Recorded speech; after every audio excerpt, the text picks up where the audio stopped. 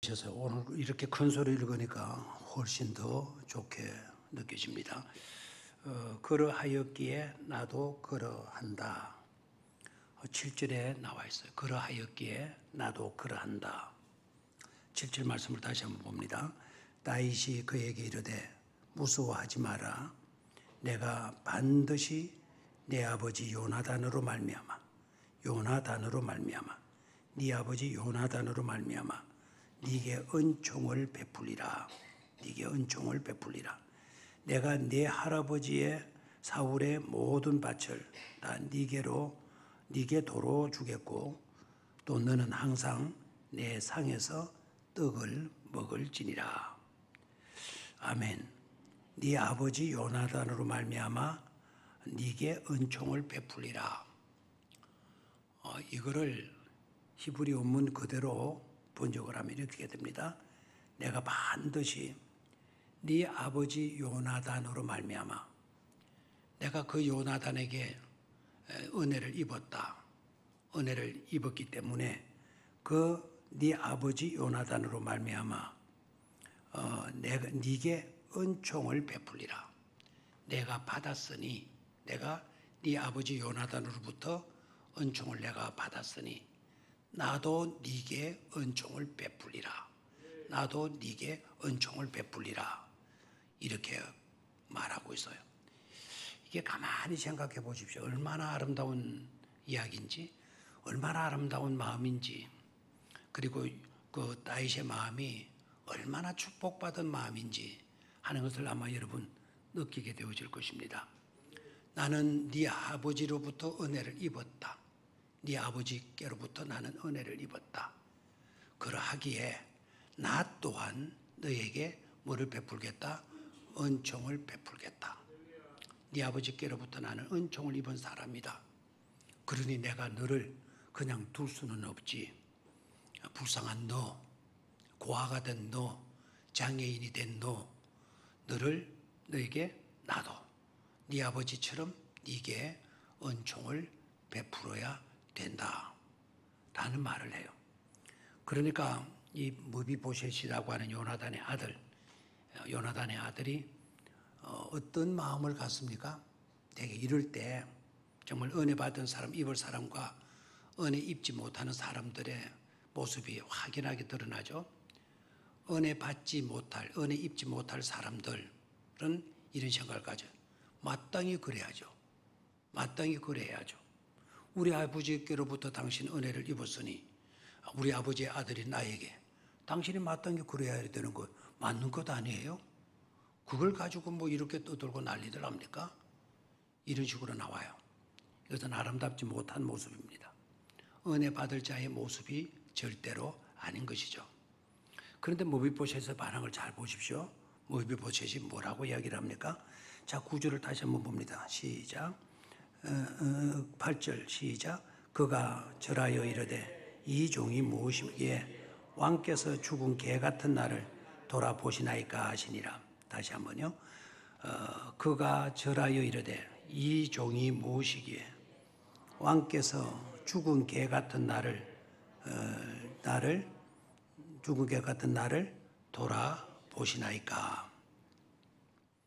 여기에 돌아보시나이까라고 번역이 되는데요. 원래는 주목하여 보시고 계십니까? 라는 뜻이에요. 죽은 개 같은 나를 주목하여 보십니까? 왜 그렇게 죽은 개 같은 나를 주목하고 보시는 것입니까? 그 주목하다라는 말 적어 놓는 게 나아요. 왜 당신께서는 나를 주목하여 보시나이까? notice란 말, 주의를 기울이고 주목하다. You should notice a dead dog like me. 죽은 개 같은 나를 어떻게 해서 notice 하십니까? 죽은 개 같은 나를 아무 주시해야 될 필요도 없는, 쓸모없는, 아무것도 아닌 나를 주목하고 바라보시고 계시다니요. 라는 마음을 누가 가지죠? 무비보셋이 가지고 있는 것을 보게 돼요. 당신의 종이 뭐간데? What is your servant? 당신의 종이 무엇이 간데? You should notice. You should notice. Dead dog like me. 죽은 개 같은 나를 뭐 하고 계십니까? 주목하여 바라보시다니요. 몸둘 바를 모르겠다는 거예요. 우리나라 표현으로 하게 된다면 황송무지로소이다. 이것은 너무나 엄청난 축복된 일이라서 도무지 고개조차도 들 수 없는 일입니다. 고백하고 있어요. 자, 이렇게 이제 보기가 좋아요, 안 좋아요? 좋죠. 은혜 받은 사람은 그 은혜를 잊지 않고 오늘 은혜를 베풀려고 하고 있고, 은혜를 받을 사람은 죽은 개 같은 사람이라고 고백을 하면서 나는 그와 같은 은총을 받을 만한 자격이 없습니다. 그럼에도 불구하고 저에게 은총을 베풀어 주시겠다니 이건 정말 황공무지로소이다. 방금 이야기한 대로 성은이 만극하나이다 라는 그런 고백을 하죠. 오늘 이 현장의 모습이 아름다워요? 안 아름다워요? 굉장히 아름다워요. 이 구약의 이야기거든요. 이 구약의 이야기를 읽으면서 마치도 어디에서 어떤 성경을 읽는 기분이 드느냐 하면 신약에 들어와서 산상수훈의 말씀을 읽는 것 같은 그런 느낌이 들잖아요. 너무 아름다우니까, 너무 복된 광경이 펼쳐지게 되니까. 다 같이 한번 따라해요. 사람이 좋으면 풍경도 좋다. 사람이 좋으면 뭐도 아름답게 보여요? 그 사람이 속해 있는 그 배경, 풍경도 아름답게 보여지게 되어지는 것이죠. 그래서 오늘은 이 말씀을 중심으로 해서 그러하였기에 나도 그러한다. 그러하였기에 나도 그러한다. 오늘 단순히 말씀만 듣지 말고요. 우리 모두는 다 하나님께로부터 다윗이 요나단으로부터 은혜를 입었던 것 이상으로 더 넘치고도 복된 은총을 하나님께로부터 입은 자들인 줄로 믿습니다. 하나님께로부터 은혜 입은 자들이기에 우리들 또한 누군가에게 그러할 수 있는 은총을 베풀어 줄 수 있는 그런 저와 여러분들이 되시는 것이 중요할 줄로 믿습니다.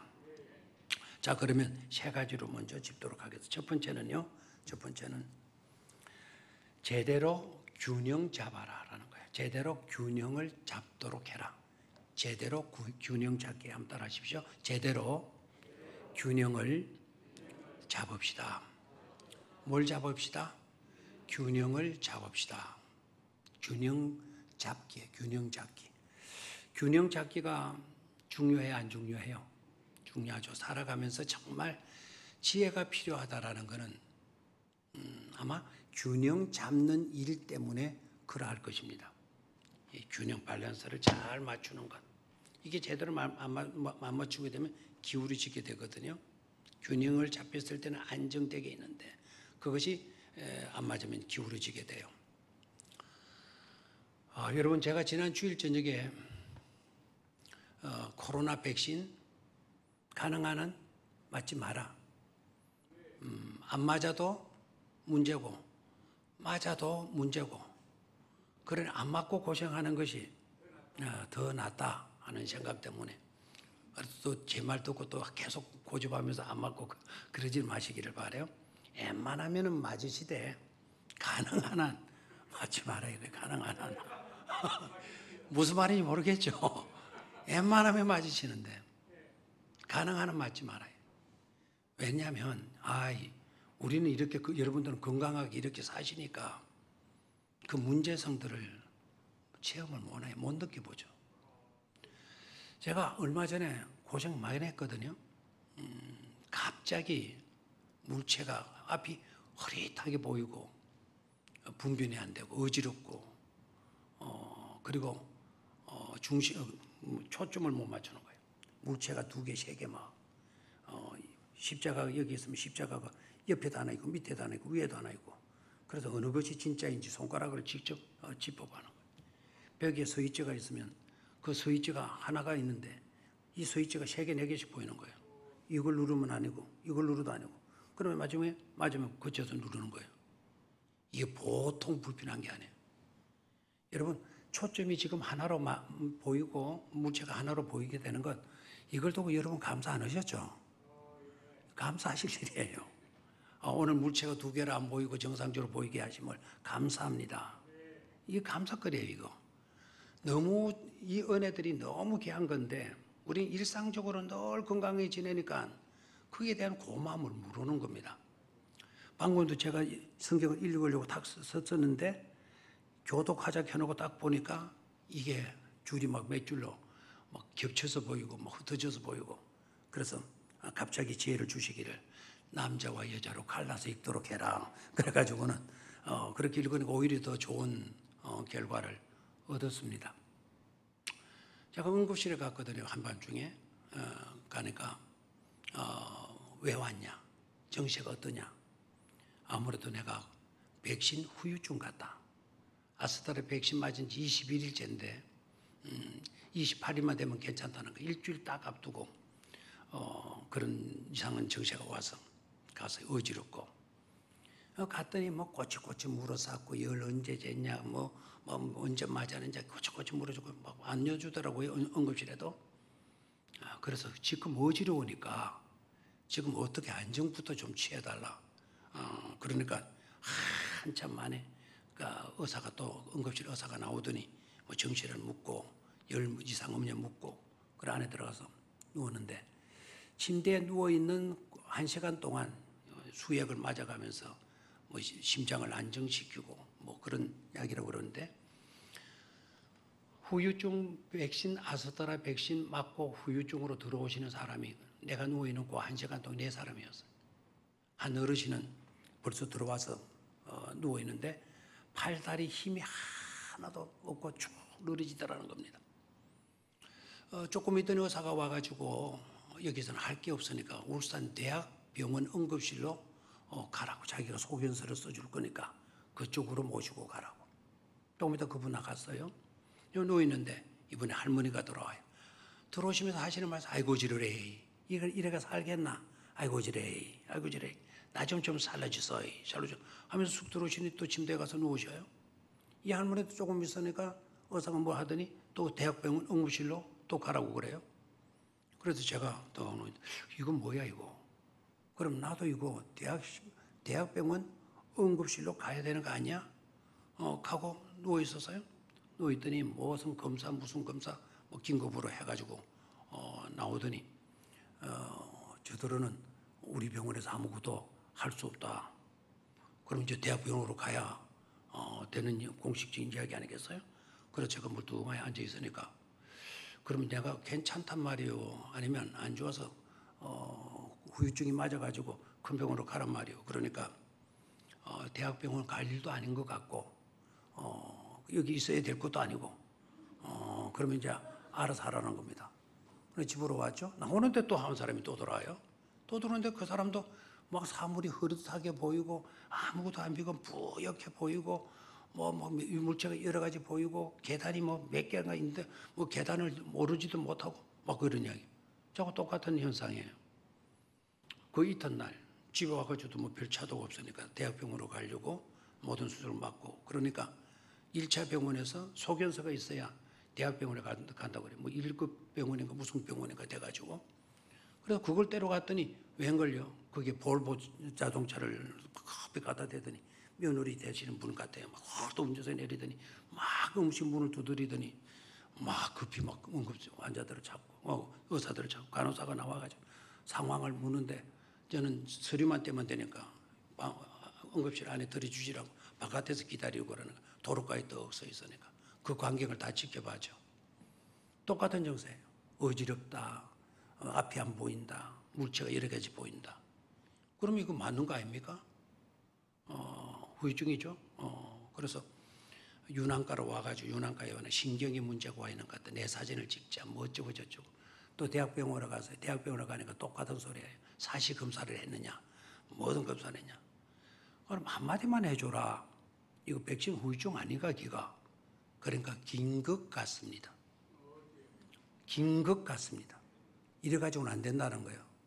이래가지고는 기다 그래야 이제 정부에서 지원도 받고 치료비도 다 받고 긴 것 같습니다. 이래가지고는 안 된다는 거죠. 어느 병원에서도 긴 것 같습니다 라고 판단을 해주는 병원이 없다는 사실이에요. 그런데 우리 교회 믿음 좋은 표순우 권사님은요, 얼마나 기도를 빡시게 했는지 그거는 백신 후유증이다라고 의사가 진단을 다 내줬다는 거예요. 표 권사님은 앞으로 이제 치료를 받아도 정부에서 치료비를 다 받아낼 수가 있는 거죠. 제가 그 이야기를 하려고 하는 게 아니고, 이 두 눈이 있는데 이 눈이 정상이에요. 이것도 봐도 깜빡 봐도 정상이고 이걸로 봐도 정상이고, 그럼 무슨 레이저인가 불빛을 딱 갖다 대는데 몇 개로 보여요? 라고 물어요. 그럼 제가 두 개로 보이니까 두 개로 보입니다. 그러면 의사가 하나였어요. 딱 이렇게 이야기를 하는 거예요. 그러면 또 원장이 또 물어요. 자, 두 개로 보이는데 위 끝하고 아래 끝하고 간격이 얼마나 벌어져 있습니까? 약 4cm 정도 됩니다. 이 정도 벌어져 있습니다. 야, 좀 심하게 왔군요. 자, 근간에 가니까 그 간격이 0.5mm, 약 1cm 정도 이제 간격이 들어붙었어요. 이러면 어느 정도 뭐에 가죠? 균형을 잡아가고 있다라는 거예요. 이 눈에 초점하고 이 눈에 초점하고 맞아 떨어지는데 이게 어그러져 있는 거예요. 어그러지는. 그래서 사물이 두 개로 보였다가 하나로 갔다가 밑으로 쭉 째져가지고 하나는 이리 가고 하나는 밑으로 쭉 내려가고, 책을 읽으면 두 줄, 세 줄 막 이렇게 겹쳐서 막 이렇게 되니까 멀미를 할 수밖에 없죠. 자, 균형 잡는 일, 이게 얼마나 중요한지 몰라요. 자, 고린도후서 8장으로 한번 가볼까요? 예, 그럴 겁니다. 예, 사람들이 다, 예, 그것도 후유증일 거예요, 그죠? 자, 고린도후서 8장으로 갑니다. 고린도후서 8장, 고린도후서 8장 13절, 14절. 그런 환자들이 굉장히 많다라는 거. 뭐 이거 눈 문제뿐만 아니라 두드러기, 구역질, 뭐 근육통, 말도 모르게 지금 후유증이 많이 나타나고 있죠. 자, 고린도후서 8장 13절, 14절을 좀 한번 보도록 하겠어요. 왜 이 성경 구절을 보자라고 제가 말씀을 드리는가를 여러분이 당장 알아채실 것입니다. 자, 찾는 속도 때문에 가능한 한 앞에 있는 스크린을 보시기를 바랍니다. 자, 같이 읽습니다. 시작. 이는 다른 사람들을 평안하게 하고 너희는 공부하려는 것이 아니요 균등하게 하려 함이니. 자, 뭐 때문에 이 구절을 읽자 그랬을까요? 균등하게 하려 함이니. 균등하게. 영어로는 equality, 똑같이 하게 하려입니다. 균등하게 하려 함이니. 균등해야만이 우리 모두의 삶이 불안하지 않은 거예요. 불안하지 않을 수가 있어요. 마음속에 평안함을 얻을 수 있는 거예요. 이 균등이라고 하는 은혜가 얼마나 귀한 은혜라는 것을 생각을 해야 합니다. 자, 그래서 첫 번째는 제대로 무슨 잡기? 균형 잡기. 균등케 하라라는 거예요. 균등케 하라. 사도 바울은 언제나 은혜의 빚진 자로 산다 그랬어요. 나는 은혜의 빚진 자다. 너희는 절대로 빚진 자로 살지 마라 라고 이야기하면서 은혜에 대해서는 우리 모두는 빚진 자로 살아야 된다라고 이야기를 해요. 여러분, 물질적인 면에서 빚진 자로 살지 마시기를 바라요. 가능한 한, 뭐 할 수 없어 그러시겠지만 가능한 한 남의 것을 빌려서 살고 남의 것을 빌려서, 오죽했으면 빌려서 살겠어요? 빌렸거들랑 어떻게 하든지 빌린 것을 꼭 마도록 해야 돼요? 갚아야 돼요. 그게 구약의 중요한 핵심적인 강조되는 율법이고 있어요. 눈은 눈으로 갚아라. 이는 이로 갚아라라는 말은 반드시 내가 그 물건을 빌린 자이면 반드시 그만큼의 것으로 갚는 정신을 가지라는 거예요. 그게 눈은 눈으로, 이는 이로. 아시겠습니까? 보복하는 게 아니라 그렇게 빚을 네가 짓으면 그만큼 꼭 네가 보상하는 삶을 살 수 있어야 된다라는 겁니다. 그게 눈은 눈으로, 이는 이로예요. 남의 풀을 베다가 풀을 베다가 그 밭둑에 있는 남의 호박순을 잘라가지고 호박순을 딱 자른지 몰랐더니 낫질하다가 잘못해가 호박순이 잘라졌어. 그 잘려진 호박순을 보니까 능굴 따라 보니까 호박이 2개 달려 있어. 그러면 너는 모른 체 하지 말고 반드시 그 밭 주인에게 찾아가서 그 호박 줄기에 달려있던 호박 2개를 네가 갖다 말하는 거죠. 갚아 주라는 거예요. 아시겠습니까? 그만큼 빚지고 살아서는 안 된다는 거예요. 우리는 빚진 자로 살아서는 안 돼요. 그런데 이것만큼은 빚지고 살아야 된다는 거예요. 빚진 자의 의식을 가지고 살아라는 거예요. 뭐에 대해서는? 은혜에 대해서는. 어떤 의식을 가져라? 빚진 자의 의식을 가지고 살아야 된다 이 말입니다. 빚진 자의 의식, 이게 중요하죠. 저와 여러분들은 하나님께로부터 은혜 입은 자들 맞습니까? 하나님께로부터 엄청난 사랑을 지금 현재도 받고 있는 줄로 믿습니까? 그렇다면 그 사랑에 우리는 빚을 진구고 베풀어 주신 그 엄청난 은혜들에 우리는 뭘 진 자들입니까? 빚을 진 자들이다라는 의식을 가져야 된다 이 말입니다. 우리 목회자들도 마찬가지예요. 저는 우리 교회 많은 은혜에 빚진 자들이에요.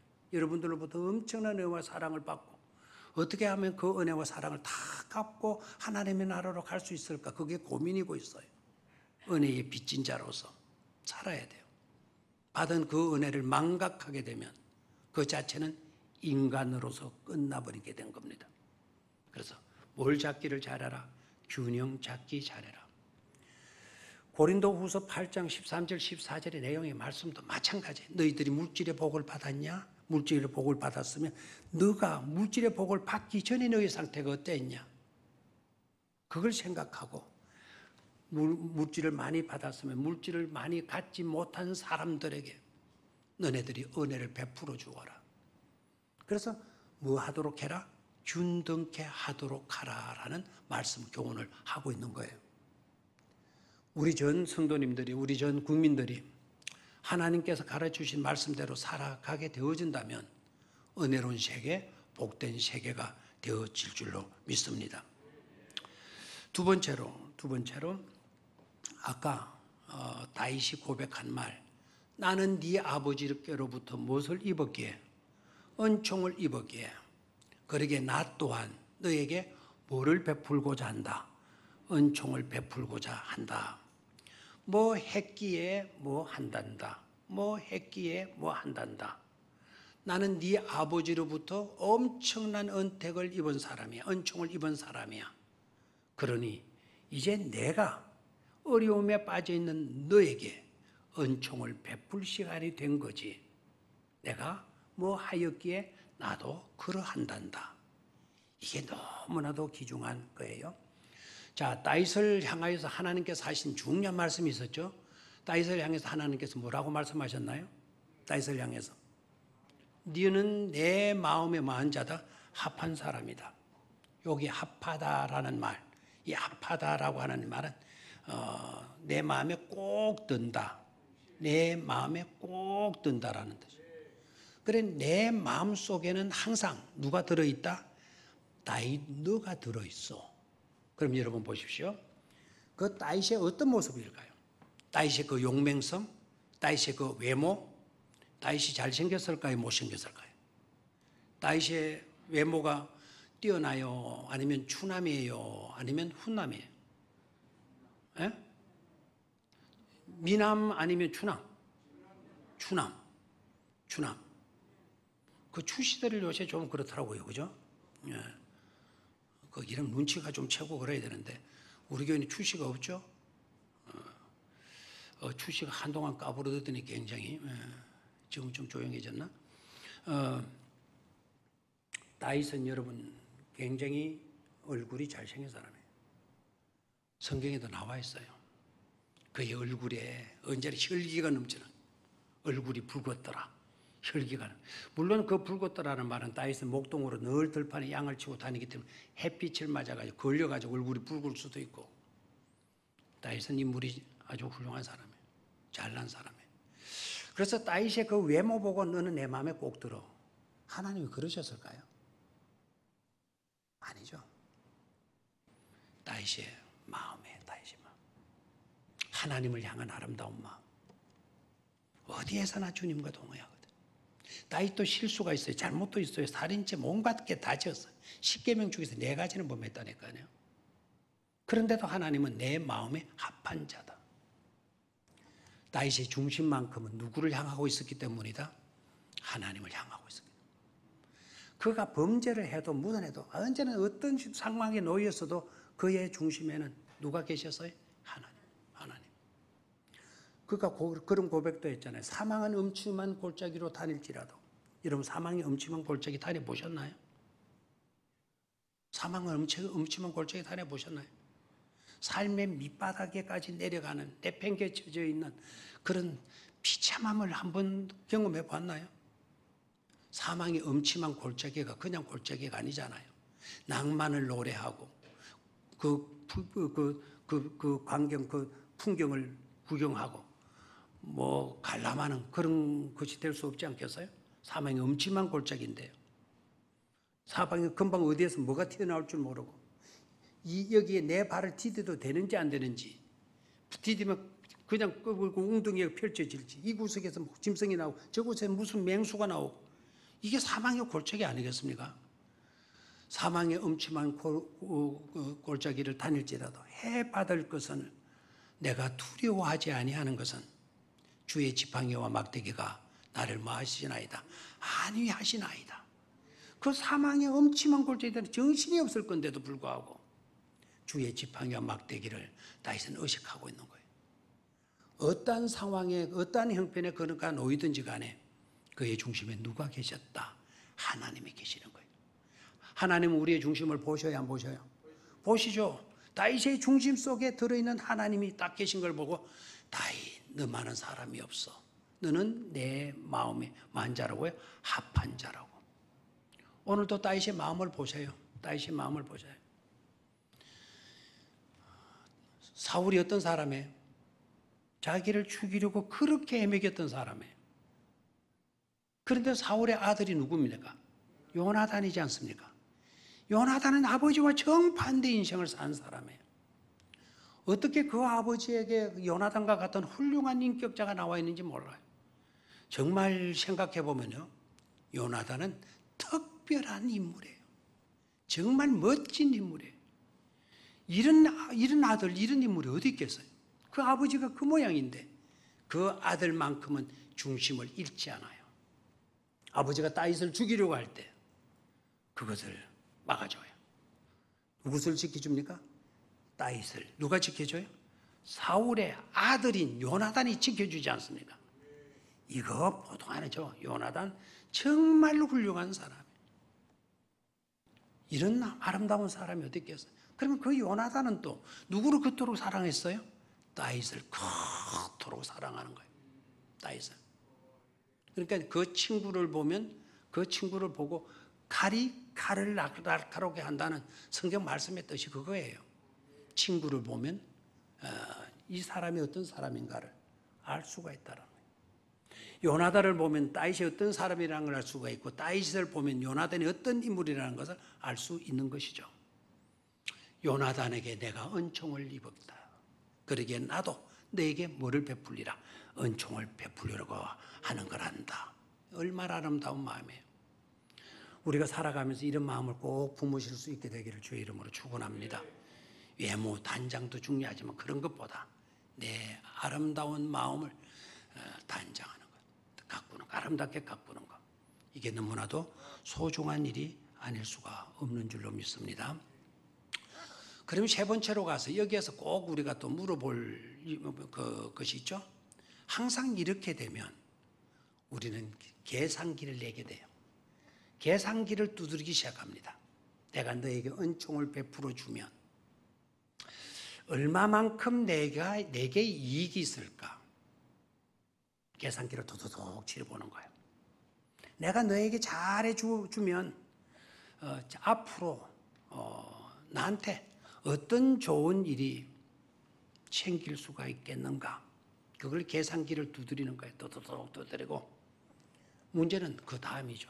두드려 봤더니 내가 이 친구를 도와주고 이 친구에게 은총을 베풀어 주었더니 이 친구가 앞으로 잘 되어가지고 잘 되고 나면 나한테 이렇게 또 잘해줄 수가 있겠구나. 그래서 계산기를 두드렸더니 내게 유익으로 나타나. 유익으로 나타날 때는 이 친구에게 은총을 베풀게 되고, 아, 이 친구 이거 도와줘봤자 이거 은혜도 모를 놈이구먼. 이거 도와봤자 이거 말짱 도루묵 같아. 그렇게 되면 계산기에서 자기에게 유익이 오지 않을 것 같으면 은혜를 베풀지 않는 겁니다. 은총을 베풀지 않는 겁니다. 그런데 여러분 아셔야 합니다. 그때의 은혜라는 거, 유익이 될 것 같으니까 내가 은총을 베풀어 주고 유익이 되지 않을 것 같으니까 은총을 베풀지 않으려고 할 때, 베풀건 베풀지 않건 그때에 사용되어지는 은총은 은총이 아니다라는 사실이에요. 무슨 말인지 아시겠습니까? 여기에서 말하는 은총은 계산기 두드려 가지고 베풀어 주는 것이 아니기 때문에 그래요. 유익이 되면 베풀고 유익이 되지 않으면 안 베풀고 하는 그런 것은 아예 그 자체가 은혜가 아니고 은총이 아니다라는 것입니다. 그래서 은총이라고 하는 단어를, 우리 교회도 은총이 이름도 많죠. 은총이라고 하는 말을 끄집어내게 되게 되면 있던 계산기도 치워버려야 돼요. 은총이라고 하는 그것을 우리가 말하게 되거나 사용하게 되어진다면 그 옆에는 어떤 계산기라든지 연필이나 노트를 가지고 계산하는 그런 것들을 다 치워버려야 돼요. 은혜는 값없이 주는 것이기 때문에 그래요. 그 값없이라고 하는 말은 계산도 없이 따져보지도 않고 유익이 되건 손해가 될지 따져보지도 않고 베풀어 주는 것을 뭐라고 그래요? 그게 은혜예요. 그래서 은혜는 우리가 돈 주고 사오는 거예요? 값없이 받는 거예요? 은혜는 많은 거다? 값없이 받는 거예요. 자격이 없는데도 값없이 내가 받는 거예요. 내가 어떠한 그 자격 기준이나 미달되는데도 불구하고, 모든 면에 미달되어지는데도 불구하고 내게 주어지는 것, 내게 값없이 주어지는 것, 그게 바로 뭐라고요? 은혜라는 사실이에요. 아멘입니까? 저와 여러분들이 하나님께로부터 수많은 은혜를 받고 살고 있는데 자격이 있어 그 은혜 받고 있는 겁니까? 우리가 잘나서 지금 그런 은혜 받고 있는 겁니까? 우리 모두는 하나님이 재울 때에 갖다 재게 되면 우리 모두는 다 자격 미달이에요. 자격 미달도 조금만 자격 미달이 아니고 한참 자격 미달이에요. 하나님의 수준에 이르려면 아직도 강감해요. 그런데도 불구하고 우리는 뭘 입었습니까? 은혜를 지금도 입고 입었기에 지금도 호흡하고 이렇게 여기 나와서 예배하고 살아가고 있는 것 아닙니까? 값없이 받는 거예요. 그래서 계산기를 없애버리고 조건 없이 값없이 받는 거예요. 자, 머비보셋은 이렇게 이야기를 했죠. 내가 무엇입니까? 내가 누구십니까? 내가 무엇이기에 죽은 개 같은 나를 이렇게 주시해 보시는 겁니까? 자, 이건 누구의 고백이다? 누구의 고백이죠? 머비보셋의 고백이에요. 당신의 종에 지나지 않은 내가 무엇입니까? What is your servant? 당신의 종인 내가 무엇이간데? You will notice. 당신은 왜 눈을 뚫으지라 나를 지켜 바라보고 계시는 것입니까? Dead dog like me. 죽은 개만도 못한 나를 이렇게 주시해서 바라보고 계시는 것입니까? 자, 저를 보세요. 이제 머비보셋이라고 하는 사람이 어떤 사람인가를 한번 볼까요? 진짜 머비보셋은 죽은 개 같은 사람이었을까? 궁금하죠?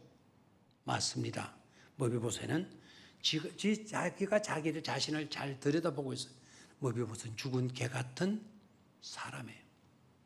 죽은 개 같은 사람이 어떤 사람이냐? 자, 머비보셋은 여러분 어릴 때 반란의 구태가 일어나가지고 도망가게 될 때 유모가 그 어린 아이를 안고 도망치다가 떨어뜨렸어요. 아이를 떨어뜨려가지고 얼마나 심하게 바닥에 떨어뜨렸든지 양 다리가 다 부러져서 영어에서는 클리프트 이랬어요. 클리프트. 그가 쭉 양 다리다. 보스트랙 양 다리다. 클리프트 했다. 부러져가지고 그런 거죠. 지금이라면 어족인가 뭐 수족이 뭐 그런 게 있어가지고 뭐 가능하겠지만 양 다리가 부러진 상태. 그러니까 제대로 활동이 가능하겠습니까? 그리고 아버지 죽었죠. 전쟁에서 전투대에 나가서 아버지 전사했죠. 할아버지 전사했죠. 나라는 완전히 뒤엎어져 버렸죠. 그러니까 누가 그런 장애를 가진 사람을 돌보아 주겠습니까? 아무도 나를 그들도 보는 사람이 없습니다. 그래도 왕가예요. 왕손이었잖아요. 왕손이었지만 건세가 날아가고 마라가 엉망이 되고 이렇게 되보니 왕손이 이거는 형편없어요. 신체 조건 자체도 불구를 안고 있는 심각한 불구자이잖아요. 그러다 보니까 누가 나를 그들도 봅니까? 그런데 오늘 왕께서 나를 주목하여 보시고 왕께서 나를 찾아와 주시고 왕께서 나에게 이렇게 은혜를 베풀어 주신다니 이거 도대체 어떻게 된 일입니까?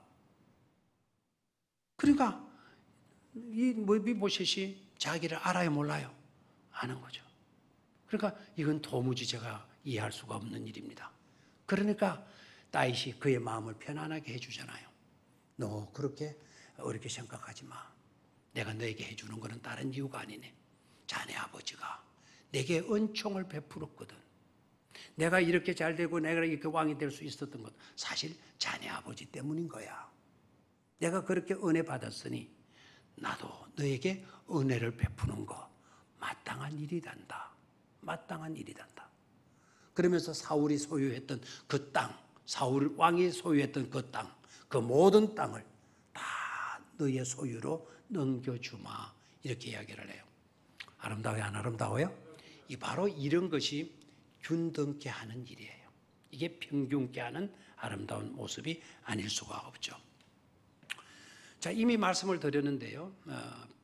자, 필요 때문인가 사랑 때문인가 라는 질문을 해야 돼요. 여러분 인맥이라는 거 압니까? 인맥이라는 거 압니까? 인맥이 뭐죠? 이거 모를 겁니다. 그죠? 그러나 금맥은 알걸요? 금맥은 압니까? 금맥도 모릅니까? 예? 뭐라고요? 컴퓨터를 못 다루는 사람이 금맥? 그거 처음 듣는 이야기인데요. 지금 호주 쪽에는 금이 많이 나오죠. 호주 쪽에 금이 많아요. 지금도 뭐 한 600년 동안 그 산에 금을 파내려가고 있대요. 그런데 지금도 뭐 그쪽에는 파면 금이 나온대요. 얼마나 금이 쌓여 있길래. 그런 거 반동아리면 지금 우리 백령교회 앞마당에만 딱 그만 나오도록 여기에 딱 나오도록 심심하면 여기 가서 패가지고 이제 캐가지고 또 뭐 선교비도 쓰고 했으면 좋겠는데 금맥, 금이 나오는 금이 지어 있는 그 띠 그걸 금맥이라 그러잖아요. 금맥이 중요해요, 안 중요해요? 중요하죠. 금맥보다 더 중요한 게 뭔지 아십니까? 인맥입니다. 인맥이 뭐죠? 사람을 연결놓는 띠예요, 띠. 인맥. 이건 관계성이에요, 관계성. 요나단과 다윗의 관계성이 아름다운 인맥의 모습이에요. 사람이 크려고 하면 그 인맥이 좋아야 돼요. 우리 목회자들은 마찬가지예요. 내 혼자 독불 장군으로 그 독불 장군에는 천상천하 유아 독존이라 떠드는 사람이 있었어요. 그분이 석가모니예요. 그러나 우리는 홀로 살아갈 수 없는 자들이에요. 독보적인 존재로 성공해 보겠다? 성공해도 오래 가지 못합니다. 관계성을 소중히 여겨야 돼요. 인맥 관리. 그래서 경영 중에 최고의 경영은요, 인간 경영이에요. 인맥 경영이에요. 인맥을 잘하게 되면 그 사람은 반드시 성공하게 된다는 거예요. 근데 인맥은 그냥 출세가도록 가는 게 아니에요. 그 인맥 속에 살아있는 내용들이 뭔 줄 압니까? 그 인맥 속에 들어있는 사람, 서로 균형을 맞춰주는 거예요. 누가 이번 달에 수입이 적어. 그런데 어느 친구가 이번 달에 수입이 좋았어. 그럼 수입이 좋은 그 친구가 이번 달에 수입이 안 좋아서 어려움 빠져 있는 친구에게 도움을 주는 거예요. 그래서 균형을 잡아주는 거예요. 공부도 마찬가지예요. 여러분 인류 대학에 들어가기가 힘들다 그러죠. 무슨 수를 쓰든지 간에 인류 대학에 들어가십시오. 컨닝을 하든지 뭘 하든지 간에 뇌물을 갖다 주든지 간에 그러면 목사님 저런 만약에 제가 뭐 서울대학교 고려대학교 연세대학교 들어가서 뭐 저 같은 사람이 배운 것도 없고 기초도 안 되는데 공부 해내겠습니까? 해낼 수 있습니다. 해냅니다. 들어가기만 하면 나보다 훨씬 뛰어난 애들이 나를 무시하지 않아요. 내가 떨어지는 걸 알면 그 친구들은 우리와 같은 반 클래스야. 절만한 멍청이가 들어왔어. 수준도 안 되는 놈 어쩌다가 들어온지 몰라. 그렇게 따돌림 하는 게 아니고 우리 반이 되어졌다. 우리 반이 되어졌다. 우리 학교가 우리 모임이 우리 클래스가 좋은 클래스가 되어지려고 하면 저런 부족한 친구를 우리가 도와줘야 된다. 그래서 그 친구들이 와서 가요 공부해 주고요. 그 친구들이 와서 그 의외로 가정교사 이상으로 내가 뒤떨어지는 것을 말해줘요. 그리고 뭐 발표 같은 걸 많이 하잖아요. 발표 같은 걸 할 때도 그 친구들이 다 자료줘가지고 이렇게 해. 그래 내가 발표를 한 번도 안 해봤어. 우리 교회는 자꾸 발표하는 거를 우리 학생들에게 자꾸 심어주잖아요. 그래서 우리 교회 아들은 발표를 잘해요. 잘하는 편이에요. 근데 저는 발표도 한 번도 안 해놓고 발표도 제대로 못 하잖아요. 그러면 제 친구들은 골치 아파 죽겠어. 물론 그런 생각을 속으로는 들 수는 있겠지만 발표할 내용까지 요지를 딱 적어가지고 이렇게만 말을 하라고. 심지어 어떤 친구들은요. 내가 그것도 기억 못 할까 봐 제 앞에서 이런 페이퍼를 들고 선생님이 여기서 감독하고 다 앉아있으면 선생님 뒤에 가가지고 이렇게 들어줘요. 뭐 보고 하라고. 요거 보고 하라고. 그렇게 해서 도와주는 거예요. 그래서 서울대학교로 들어가기만 하면 여러분들은 반드시 좋은 성적으로 졸업해서 학위까지 받고 나올 수가 있다 이 말입니다. 그게 뭐라고요? 인맥이에요. 인맥. 근데 인맥 관리를 잘해야 돼요. 여러분 인간관계가 서툴게 되면 뭐 하나 가서 부탁할 때도 없고 부탁해도 들어주지도 않고 그렇잖아요. 그래서 관계성을 소중하게 해갈 수 있어야 된다는 겁니다. 그러면 어떻게 하느냐? 필요 때문인가? 필요 때문인가? 내가 그런 앞으로 혜택을 얻기 위해서인가? 여러분 아십시오. 필요 때문에라고 한다면 그 필요가 충족되어줘도 문제고 그 필요가 충족되지 않아도 문제입니다. 충족되고 나면 이제 더 이상 쓸모없다고 던지고 떠나갑니다. 충족되지 않으면 필요에 충족되지 않으니까 절만은 데리고 있어도 소용이 없어. 그래서 버리게 됩니다. 덩치게 되거나 버림을 받게 되어지거나 하게 되는 것이죠. 그래서 여러분 필요 때문에 인맥을 이어간다? 관계성을 지켜간다? 아닙니다. 요나단과 다윗의 관계를 보십시오. 다윗과 머비보셋에게 관계성을 보십시오. 필요 때문이 아니라는 것을 알아야 돼요. 그럼 두 번째, 필요 때문이 아니면 뭔가? 두 가지를 질문했죠. 필요 때문인가? 사랑인가? 사랑 때문인가? 필요 때문인가를 질문해야 된다 그랬어요. 두 번째, 사랑 때문이라면 이것은 영원히 식지 않습니다. 떠나가는 일 없습니다. 등지는 일 없습니다. 외면당하는 일 없습니다. 무시당하는 일 없습니다. 사랑 때문이라면. 그러면 사랑은 왜 그렇게 중요한 것인가? 사랑 속에 하나님의 영이 거하시기 때문에 그래요. 다시 한번 사랑 속에 뭐가 거하신다? 하나님의 영이 거하신다 이 말입니다. 성령이 역사하는 현장이 바로 사랑의 현장입니다. 여러분 옥신각신 싸움질하고 네가 잘나니 내가 잘나니 막 던지고 혈기 부리는 그런 곳에 성령이 역사하십니까? 사랑의 공동체 속에 항상 성령은 역사하시게 된다 이 말입니다. 그래서 나 중심에서 너 중심으로 옮겨가는 거예요. 네가 잘 되는 것이 곧 내가 잘 되는 거라고 고백하게 되는 거죠. 예전에 한번 소개한 예화인데 오늘 이 예화를 같이 한번 읽고 조금만 나누고 마치도록 하죠. 서커스 구경 간 집안의 이야기인데요. 일단 우리가 한번 쭉 같이 제대로 조밀하게 붙여가지고 제대로 읽으실 수 있을는지 모르겠지만 좀 간격을 좀 넓히면 안 될까? 방송실 줄 간격을 여기 보실 수 있겠습니까? 예. 자, 보실 수 있으면 그대로 읽어 내려가도록 하죠. 시작. 내가 10대 있을 때 아버지와 함께 서커스를 구경하기에 버스 앞에 줄을 서고 있었다. 우리 바로 앞에 12살도 안 되어 보이는 아이를 8명이나 둔 부모가 끈을 끊기에 기다리고 있었다. 그들이 버스를 아홉 차례로 봐서는 한눈에도 가난하게 살아가는 자들임을 알 수 있었다. 그러나 누구 하나 윗살 하나 없는 밝은 모습이었고 아이들의 행동으로 천진스럽고 부모들도 너그러운 사람같이 보인다.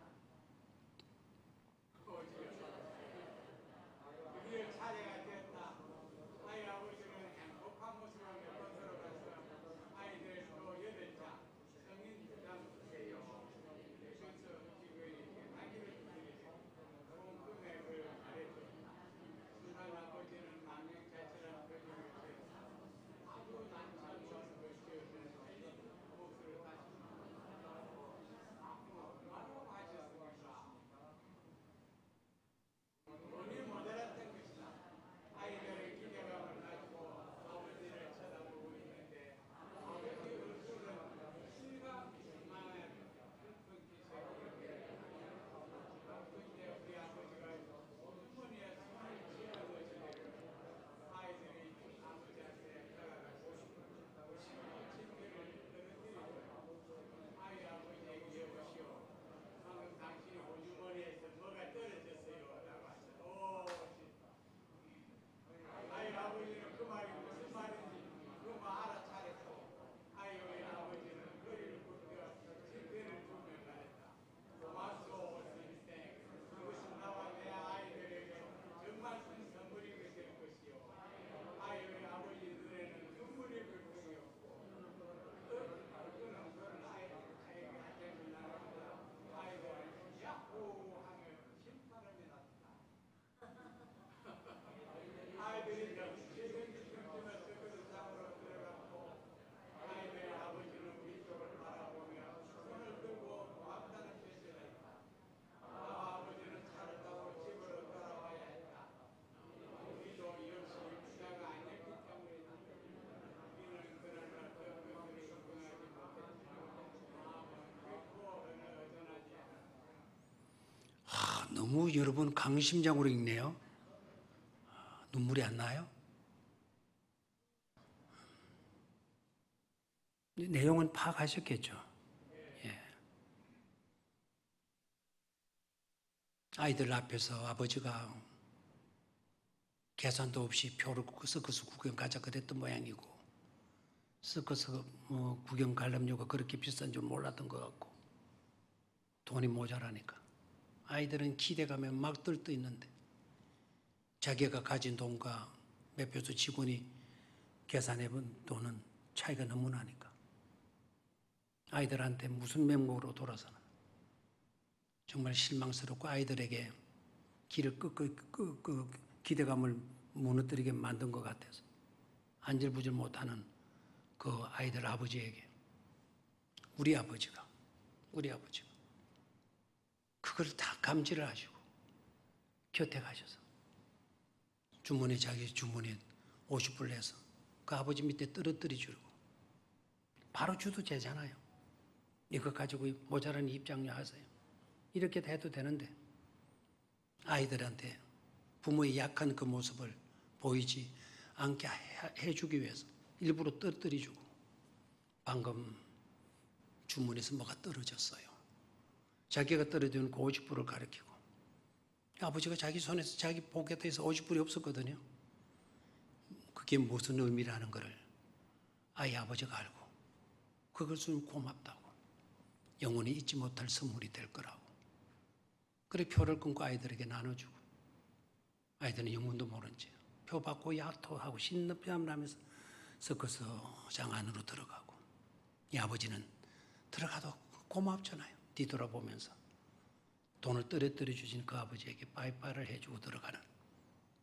근데 더 눈물을 나고 감동스러운 거는 그렇게 50%를 던져 놓고 돈 떨어졌다고 뭐가 떨어졌다고 말해주던 그 사람들, 그 부자도, 그 아버지와 아들도, 일반 부자 말고 아버지와 아들도 부자였다, 가난한 사람이었다. 가난한 사람이었고 자기들 구경하라고 가지고 간 돈 그렇게 그 집 아버지에게 건네준 일로 자기네들은 섞어서 구경하지 못하고 돌아왔다는 이야기. 눈물겨운 일이죠. 참, 뭘 느껴요, 지금 여기에서? 균형 잡아주는 삶, 남을 배려해주는 삶, 너무 어렵잖아요. 네 아버지로부터 내가 은혜를 받았으니 나도 너에게 그렇게 한단다. 하나님께로부터 우리가 이런 은혜를 받았으니 우리 또한 그렇게 살게 되는 거야.